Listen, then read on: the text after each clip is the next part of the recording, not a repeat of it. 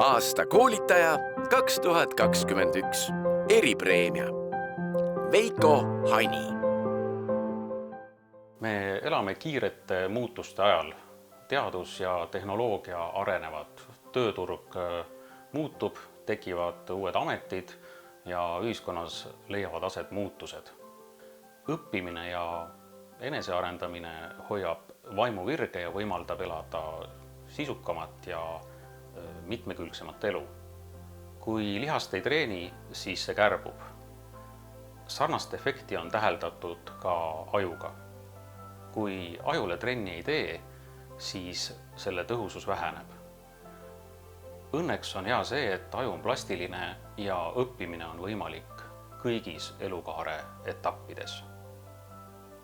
Veiko annab edasi arvutiteadmisi ning viimasel paaril aastal on ta sunnitud õpetama peamiselt arvuti vahendusel.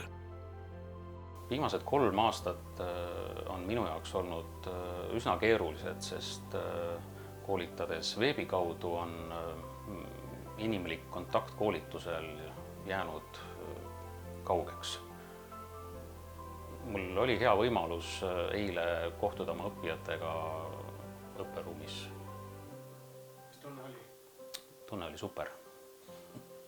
Ja isiklikus elus õpin ma iga päev.